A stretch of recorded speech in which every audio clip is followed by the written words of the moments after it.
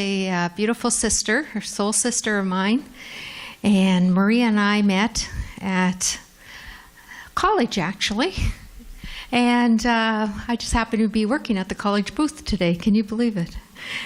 And Maria has achieved a lot in her life, particularly a doctor of natural medicine, and she's a powerful healer and as well a very strong successful network marketer, which is a phenomenal achievement. And over and above that, she's recovering from brain hemorrhage, brain surgery, and you know, she's like the ever-ready bunny. She doesn't stop. She just keeps going and going, and we love her. So come on, Maria, tell us your inspirational story.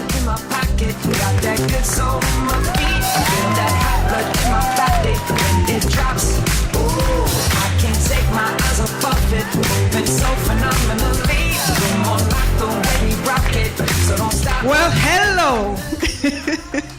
Thank you so much, Patty. Let's give it back to Patty. Me and Patty go along many years. We grew up together, technically. We grew up spiritually together, let's put it that way. Who's going to hang on to this for me? It makes me a little bit uncomfortable. Okay, so I didn't prepare a speech. Can I speak from my heart? Is that okay? All right, so I can't read it anyway, so what's the point? Right, so yes, so some people are wondering what happened to me. In the first book, actually, I talk about what happened to me. Tough times don't last, but tough women do. Yeah, I'm a tough one. All right. You see, 6 years ago, I was a very successful, still am, doctor of natural medicine. And I have multiple disciplines in my specialties. That's homeopathy, naturopathy, traditional Chinese medicine, and so on and so forth. But one thing that I've learned 6 years ago was the importance of never quitting. And I woke up one day realizing I was having a stroke. It was a brain aneurysm, and I ended up with a massive brain surgery, which left me legally blind. I lost everything I worked so hard for. I lost my 4 clinics, I lost my house, and I also lost my dignity as a human being because I need to rely on someone to do everything 24/7.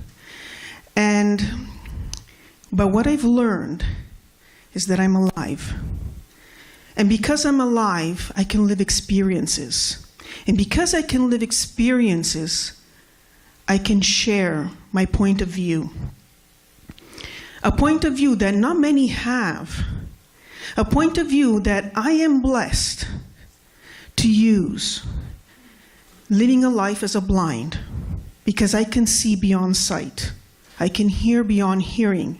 As I've developed a lot of things that I ignored for most of my life, and all of us do, until something like this happened. I don't wish about anybody, but I would say it did happen.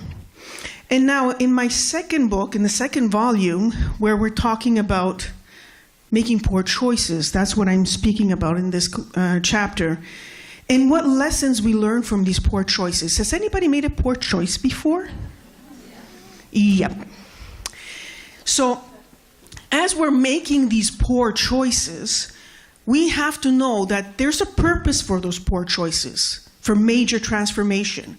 And that transformation is what leads us to our purpose.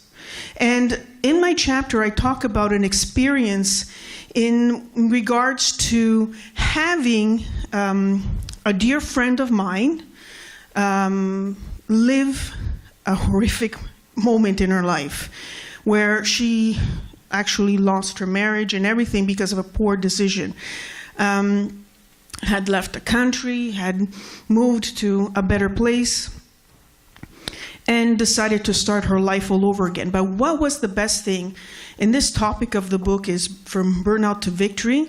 The impact that I had when she had described to me to the T what her life story was. It felt as if it was really happening to me.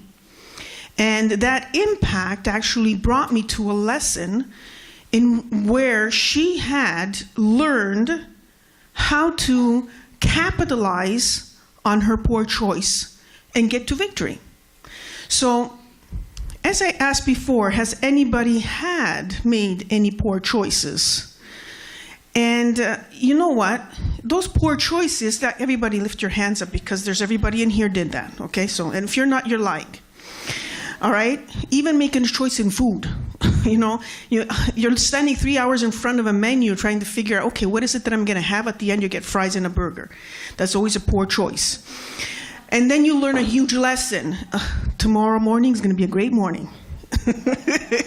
You know what I mean, right? So these little things, as I said, we may consider them as failures. We were talking earlier about failures.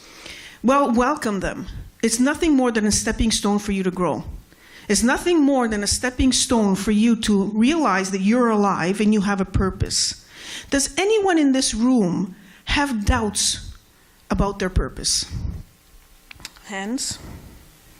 Yeah, we do have doubts. Even if you think you're in the right place, you're in your Zen, you're doing the right thing, there's always in the back of your mind, what if? The most contaminating words, 2 little words, are what if. Get rid of them. Because that what if will bring you to a place that you don't want to be in. It's going to stop you from doing what you want to do. And start creating stories in your mind that don't really exist.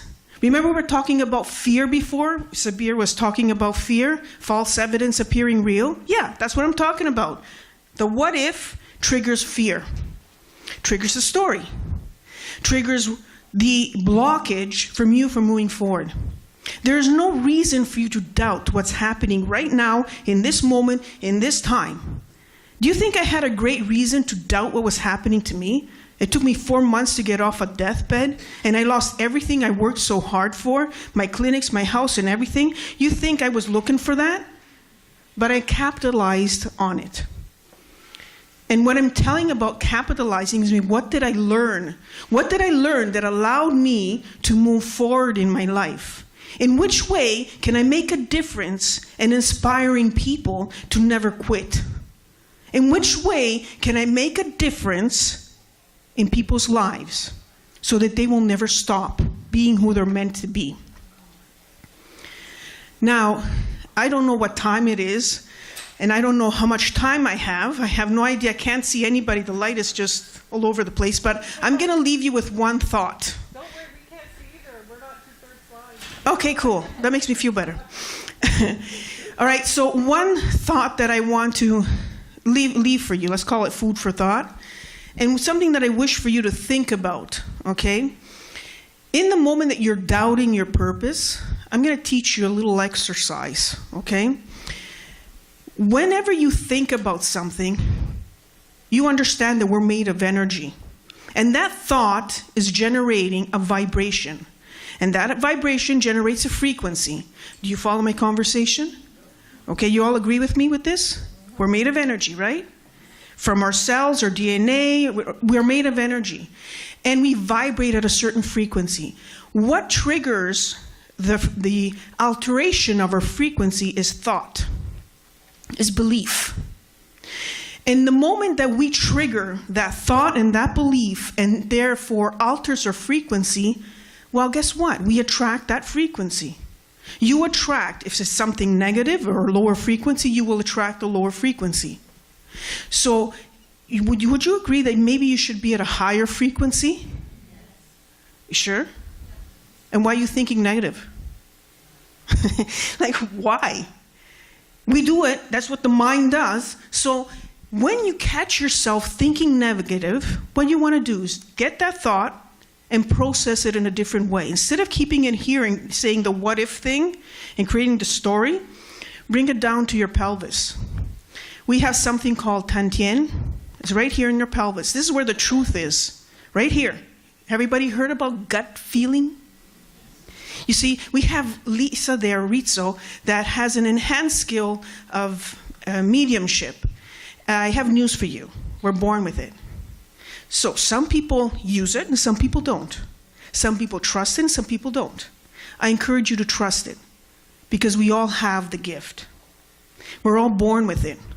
So when you have a negative thought, process it here. Think about it. Here, not here. Here. Is that clear? Where do we think about it? Here, in the gut. Okay? And when we got it there, let's pay attention how it makes me feel. How does it make you feel? If that thought makes you feel nothing, totally nothing, that you just don't get anything from it, does it ever occur that maybe it doesn't belong to you? So it may not be yours. So at this point, you may want to think, if it makes you feel good, yeah, it belongs to you. If it doesn't make you feel good, maybe it's not the right direction to take. All right, so just food for thought. Process it, not here, but process it here. All right?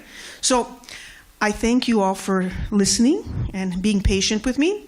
And I will actually give it back to the next one. Thank you all.